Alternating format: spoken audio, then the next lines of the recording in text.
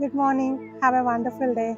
ప్రియ సహోదరి సహోదరుడా, చాలాసార్లు మనకు చెడు ఆలోచనలు అనేవి మన మనసులో పుడతా ఉంటాయి. అవి పుట్టినప్పుడు మనం అనాల్సిన మాట ఏంటంటే స్టాప్, ఇంకా చాలు, వాటిని కొనసాగించకూడదు. కొన్నిసార్లు వీళ్ళ విషయాలు వాళ్ళకి చెప్పాలని ఆలోచనలు పుడతా ఉంటాయి. ఆ టైంలో మనం అనాల్సింది ఏంటంటే స్టాప్, దీన్ని నేను కొనసాగించను. ఎందుకంటే ఏదైతే నువ్వు ఆ ఆలోచనను కొనసాగిస్తావో అది క్రియారూపకంగా మారుతుంది.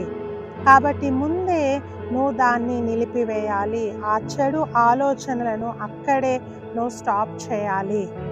ప్రియ సహోదరి సహోదరుడా, వాక్యం చెప్తా ఉంది, 1 యోహాను 1:9, మన పాపములను మనం ఒప్పుకొని ఎడల ఆయన నమ్మదగిన వాడును నీతిమంతుడును గనుక ఆయన మన పాపములను క్షమించి సమస్త దుర్నీతి నుండి మనలను పవిత్రులనుగా చేయును.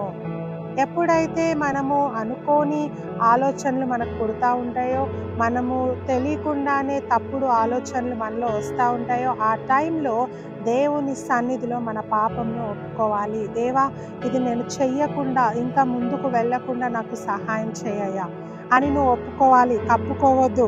చాలామంది పాపముని కవర్ చేస్తూ ఉంటారు. తప్పు మీద తప్పు, తప్పు మీద తప్పు చేస్తూ ఉంటారు. ఆఖరికి అది బయటికి వచ్చే వరకు బాధపడుతూ ఉంటారు, నిందల పాలవుతూ ఉంటారు.